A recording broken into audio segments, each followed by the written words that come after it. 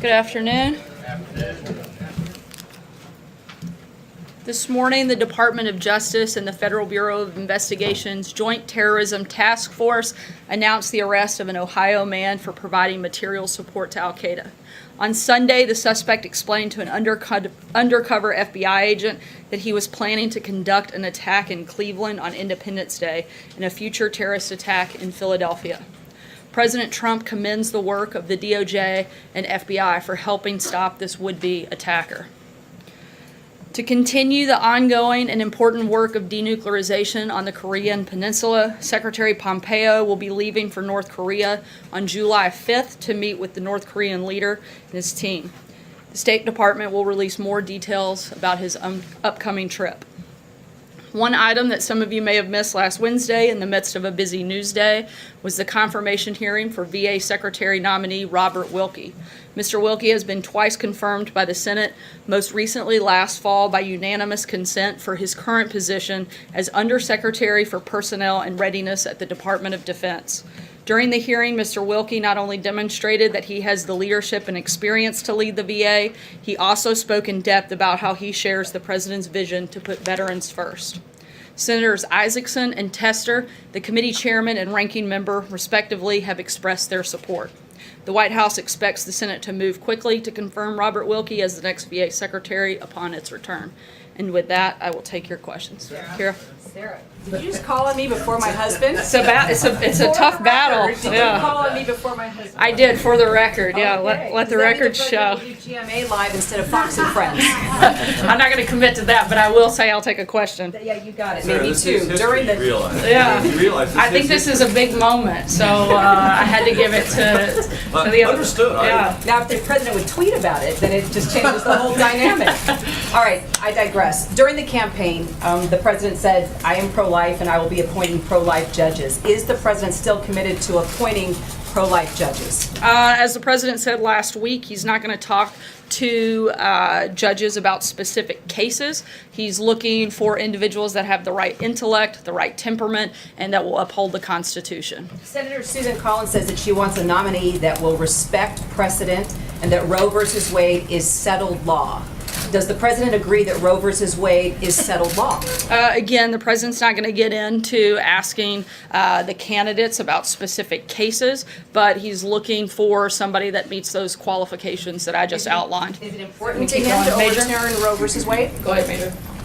Sarah, is there any concern the president has, based on over the weekend reports out of North Korea, that it is either continuing on with its nuclear program, making efforts to enhance it, and in any way seeking to deceive this administration about its denuclearization intentions? We aren't going to confirm or deny any intelligence reports. What I can tell you is that we're continuing to make progress. Ambassador Kim had a meeting just yesterday with members of the North Korean delegation, and Secretary Pompeo, as I just mentioned, will be headed to North Korea later this week, and we're going to continue those conversations. You say you're continuing to make progress. How can the public evaluate that progress? What's happening? Well, I think a number of things. One, in the last 8 months, you haven't seen missile launches. You haven't seen you haven't seen the nuclear detonations. And again, these conversations are continuing to evolve. I'm not going to get into the details, but I can tell you that progress continues to be made. Dave? Thanks, Sarah. Who are the 4 judicial candidates that the president met today? Well, it wasn't me, so I can clear that up. I know you were really curious about that. Again, the president is being very thoughtful about this process. He's looking for certain characteristics which we've outlined, and beyond that, I can tell you he met with 4 people today. The meetings lasted roughly 45 minutes, and he's going to continue. Yes, and he's going to continue meetings through the rest of this week with a few other candidates. Matthew? Can you comment on the CBS report today that Judges Kavanaugh and Barrett are now at the top of his list? Again, I'm not going to get into any more of the process other than what the president stated. Matthew? Thanks, Sarah. The president last Thursday wrote on Twitter, House Republicans should pass the strong but fair immigration bill known as Goodlatte 2 in their afternoon vote today. Then on Sunday, he wrote on Twitter, I never pushed the Republicans in the House to vote for the immigration bill, either Goodlatte 1 or 2. Why would the president lie about something like that? He didn't. The president has talked all along. We've laid out the priorities and the principles that we support, that we wanted to see reflected in legislation. But at the same time, the president wasn't aggressively lobbying members because he knew that Democrats in the Senate still were unwilling to actually come to the table and focus on solutions rather than playing political games. We could have gotten it through the House, but that doesn't work if we can't get it through the Senate. And Democrats have made it abundantly clear that they don't actually want to fix problems. They just want to talk about this all the way. I guess for some reason they think this is a good issue for them, although it isn't. Frankly, I think it's outrageous that Democrats have not come to the table and tried to help fix this problem. Margaret. There was a report that it's even kind of maybe on the table that President Kind of Trump maybe. would That sounds solid. would invite Chairman Kim to New York as around the UN, and I just wanted to get on the record, if you can put that in context for us. Number one, is that in play? Number two, it sounded, I mean, a number of conditions would have to be met, but is that really something he would consider doing if those conditions? We don't have any announcements or plans to roll out at this point. And Sure. then, without getting into who all of the four were, the president said that 2 of the 5 he's looking at for the Supreme Court, at least are women. Were any of the people he met with today women? Again, I'm not going to get into those details. John? Thanks a lot, Sarah. Following up on that question, is this an important consideration for the president, getting a conservative woman on the U.S. Supreme Court? Again, the president would like to see somebody who meets the qualifications that I've laid out, and that's what he's focused on. Sarah, if I may, on trade, Canada responded to the steel and aluminum tariffs that the president has imposed already on imported steel and aluminum. What's the response from the White House, from the president, to that action by Canada? We've been very nice to Canada for many years, and they've taken advantage of that, particularly advantage of our farmers. And at the G7, the president actually proposed that they get rid of all tariffs and drop all barriers and have really great trade. And they refused that. And escalating tariffs against the United States does nothing to help Canada, and it only hurts American workers. The president is working to fix the broken system, and he's going to continue pushing for that. Jordan? Thanks, Sarah. The National Security Advisor, John Bolton, appeared to leave the door open to the U.S. recognizing the Russian annexation of Crimea in his upcoming meeting with Vladimir Putin. Will you rule out the U.S. acknowledging that annexation, or is that on the table? We do not recognize Russia's attempt to annex Crimea. We agree to disagree with Russia on that front, and our Crimea sanctions against Russia will remain in place until Russia returns the peninsula to the Ukraine. Steve? Would be a possibility in the future if Russia... I'm sorry? I said, would recognizing the annexation be on the table if Russia agrees to certain concessions? I'm not going to get into any negotiations at this point. Steve? Following up on North Korea, the president had declared on Twitter that there was no longer a nuclear threat from North Korea, and even putting aside these reports about the intelligence material, there's also commercial satellite imagery showing activity going on at these North Korean sites related to uranium processing as well as the missile facilities. So does this administration believe that there is no longer a nuclear threat? Also, John Bolton yesterday on Face the Nation said that the overwhelming bulk of the program could be dismantled within a year, while experts are saying it could take 10 to 15 years. So can we get a little bit of clarity on that, please? Again, we're continuing to make progress. We had good meetings yesterday, and as I said, that the Secretary of State will be there later this week to continue those discussions. I'm not going to confirm or deny any of the intelligence reporting that's out there. And as far as the one-year timeline, Ambassador Bolton said if North Korea makes the decision to denuclearize, their ballistics programs could be dismantled in a year. There's great momentum right now for positive change, and we're moving together for further negotiations. Beyond that, I don't have anything for you right here. On Friday, the president said that one of the topics up for discussion with President Putin would be elections and that we don't want election meddling.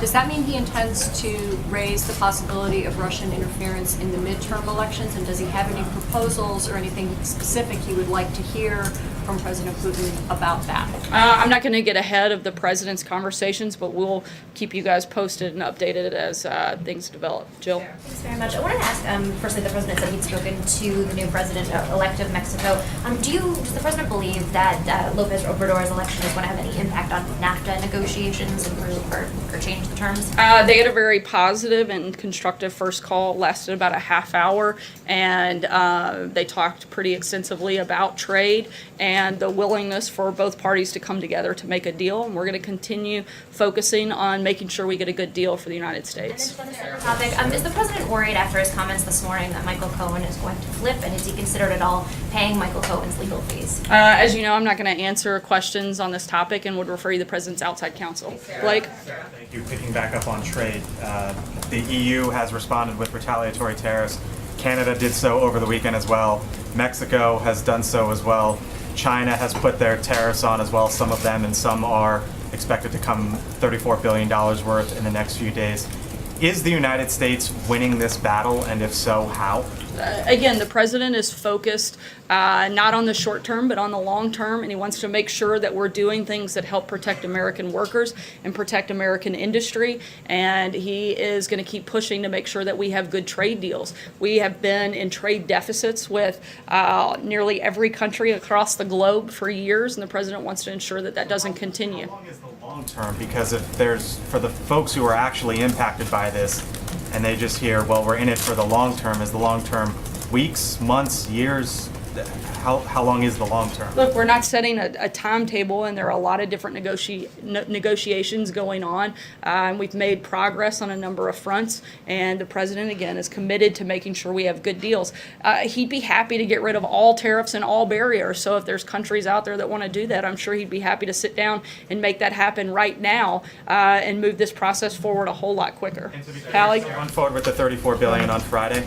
I don't have any changes right now. Hallie? Thanks, Sarah. Two clarifications, just quickly here on two different topics. Number one, would the president like to see Roe v. Wade overturned? Once again, I'm not going to get into any specifics that we would be looking at. Justices, I'm saying, does he himself, is just a matter of how he feels, his own policy, does he want to see Roe overturned? Again, as this is ongoing, I'm not going to weigh into anything specific on that front at this It's a point. policy question. I'm not asking about the conversation. Does he have a position on it, or does he not I have a position? understand, and I'm telling you, while we're in the middle of this process, I don't have an updated comment on that Let me ask front. about North Korea. Does the president still trust Kim? Does he believe he's a credible negotiator? Again, we see progress and momentum in the process, and we've had good conversations as recently as yesterday, and we're going to continue those conversations later this week and push forward. Jeff?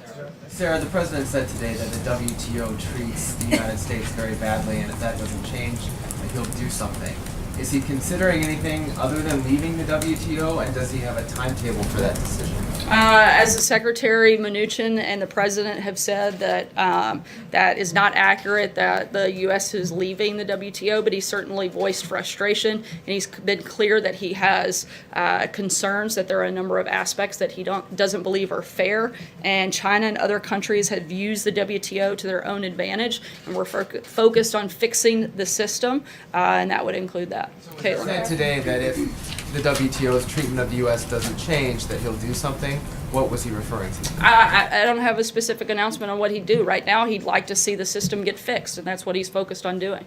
Does the president feel that Senator John McCain should resign so the governor can pick a new senator who will then vote on his Supreme Court nominee? I haven't asked him about that specifically. One more question.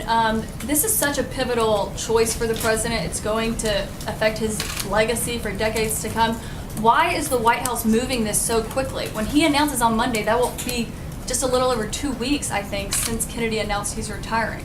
The president put out his list nearly 2 years ago of what those individuals would look like, and has continued. He made updates to the list just last year, and these are all individuals that have been looked at and considered not just for the last week, but for the last 2 years, and something that the president's been very thoughtful in and is going to make the right decision when that moment comes on Monday. Aisha? Thank you. Just to follow up on the question that Jeff asked, so what exactly does the president want to see from the WTO? What actions does he expect them to take? The president would like to see just an overall more fair trading system, and we're going to be continuing negotiations with individual countries as well as organizations, and we'll keep you posted on any details. Francesca? Thank you, Sarah. 2 questions, one domestic and then one foreign. Back on Michael Cohen, can you at least tell us whether the president watched the interview this morning and potentially how he feels about the idea that his former attorney said that he would put his wife, his son, his family, and his country first, but not the president?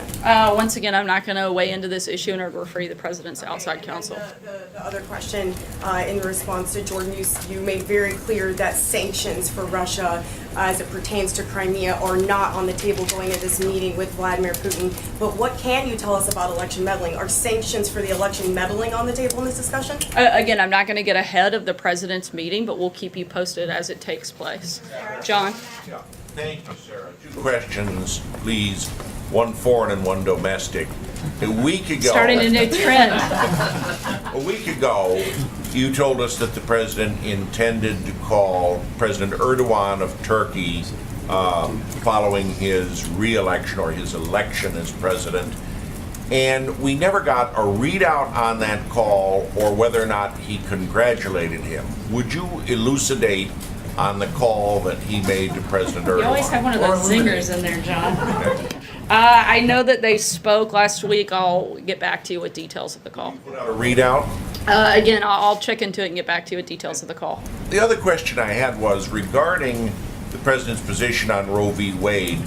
In the third debate with Secretary Clinton, the opening question was about this very subject, and he did say the Supreme Court will overturn Roe v. Wade and the issue of abortion would be returned to the states. Is that still his position now? The president is pro-life, but in terms of the process of selecting a Supreme Court nominee, as the president said last week, he's not going to discuss specific cases with those nominees. A specific question on China trade. You said that a lot of negotiations are taking place right now. Is there any reason to assume or to see that there have been progress with the Chinese before the deadline to implement tariffs this week? We're continuing those negotiations. I don't have anything further at this point for you. Sager? Thanks, Sarah.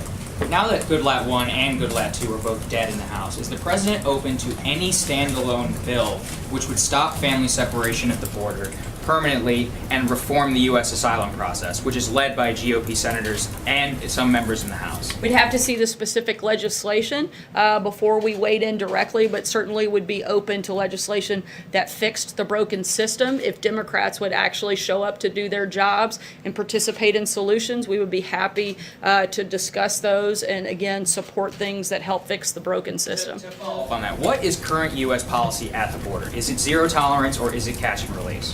The president's executive order has bought some time for Congress, but the clock is ticking, and Congress needs to act to fix this process because we're running out of time on what we have the ability to do, particularly with the district court that weighed in just last week. Eamon? Thanks, Sarah. Going back to trade for a second, the U.S. Chamber of Commerce, which generally works very well with Republican presidents, launched a campaign today to oppose the president's tariff agenda. They're saying that the administration is threatening to undermine the economic progress it worked so hard to achieve. What does the president make of that criticism? Again, the president is focused on helping protect American workers and American industries and create a fair playing field. That's what he wants to do, and that's what he's hoping to achieve, and we're confident that he will. Right here. The former Prime Minister of Canada was here today. Sarah, can you tell us what Stephen Harper was here for?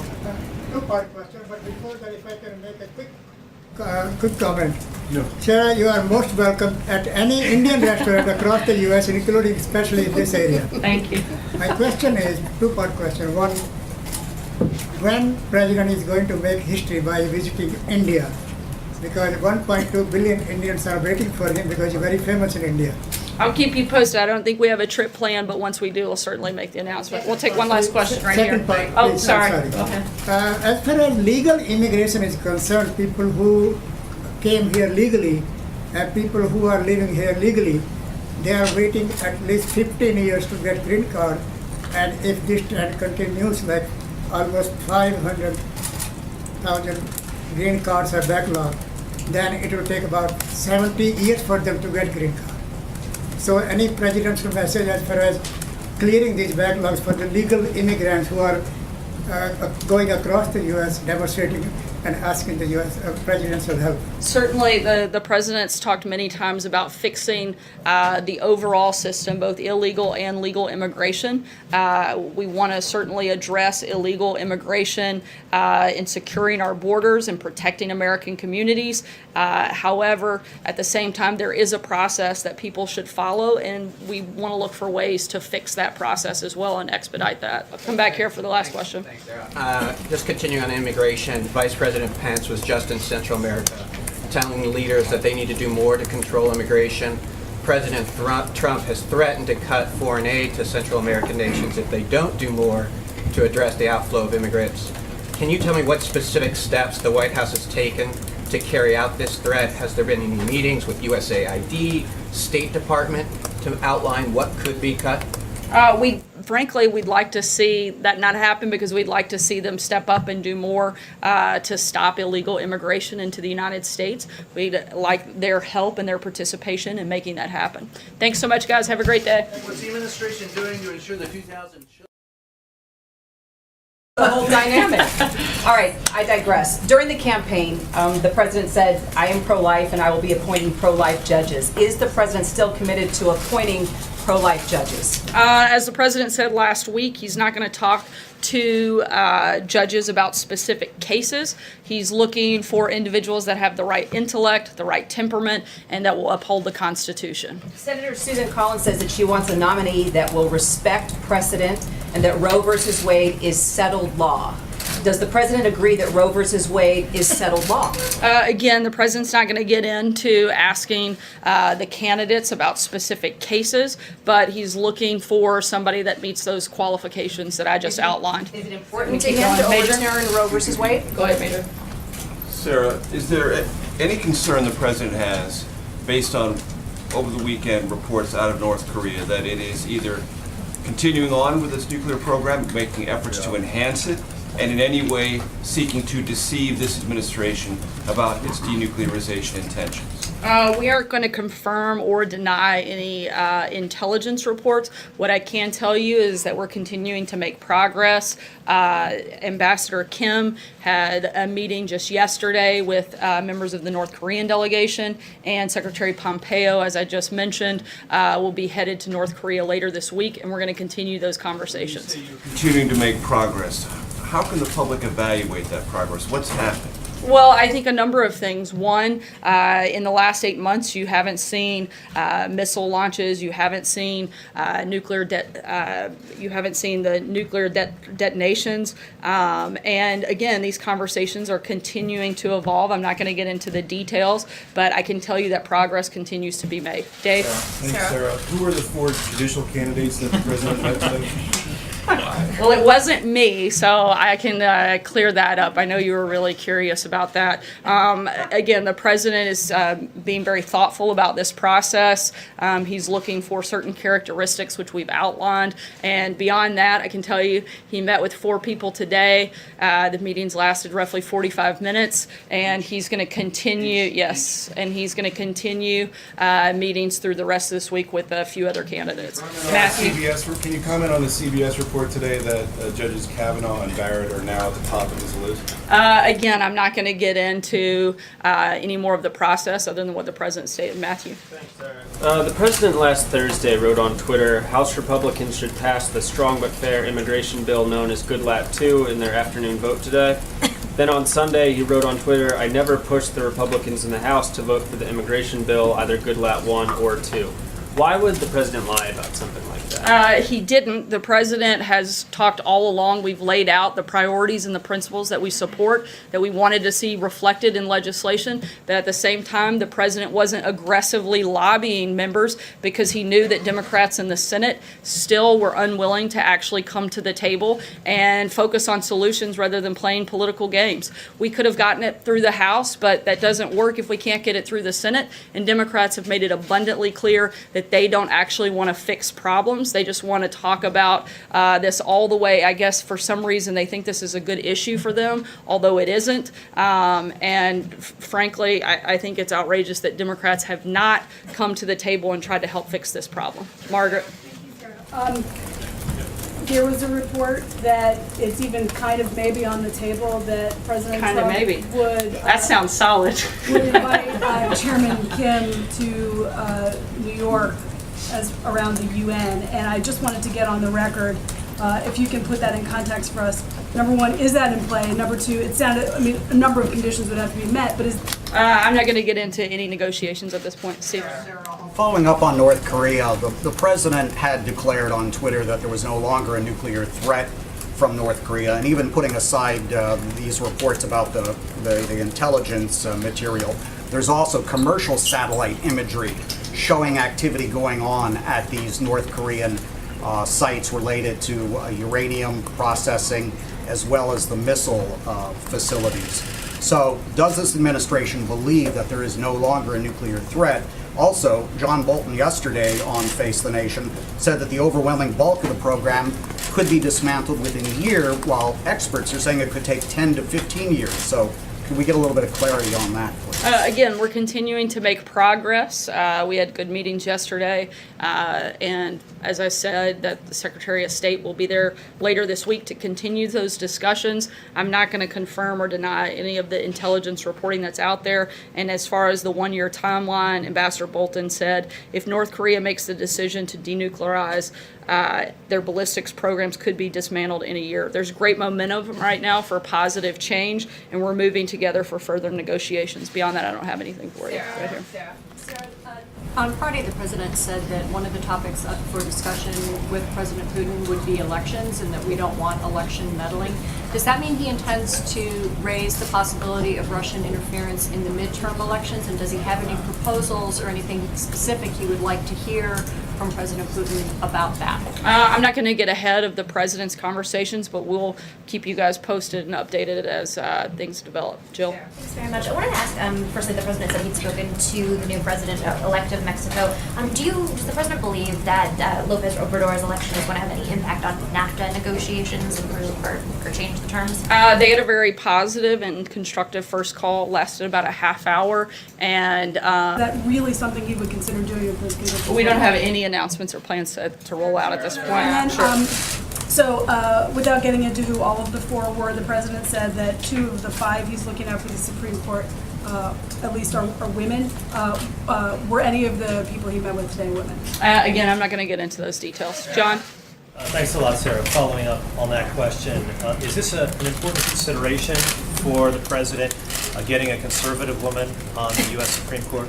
Again, the president would like to see somebody who meets the qualifications that I've laid out, and that's what he's focused on. Sarah, if I may, on trade, Canada responded to the steel and aluminum tariffs that the president has imposed already on imported steel and aluminum. What's the response from the White House, from the president, to that action by Canada? We've been very nice to Canada for many years, and they've taken advantage of that, particularly advantage of our farmers. And at the G7, the president actually proposed that they get rid of all tariffs and drop all barriers and have really great trade. And they refused that. And escalating tariffs against the United States does nothing to help Canada, and it only hurts American workers. The president is working to fix the broken system, and he's going to continue pushing for that. Jordan? Thanks, Sarah. The National Security Advisor, John Bolton, appeared to leave the door open to the U.S. recognizing the Russian annexation of Crimea in his upcoming meeting with Vladimir Putin. Will you rule out the U.S. acknowledging that annexation, or is that on the table?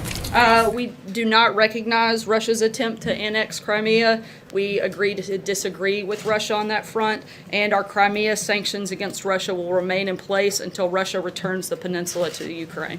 Steve? A possibility in the future if Russia... I'm sorry? I said, would recognizing the annexation be on the table if Russia agrees to certain concessions? Good afternoon. This morning, the Department of Justice and the Federal Bureau of Investigation's Joint Terrorism Task Force announced the arrest of an Ohio man for providing material support to Al-Qaeda. On Sunday, the suspect explained to an undercover FBI agent that he was planning to conduct an attack in Cleveland on Independence Day and a future terrorist attack in Philadelphia.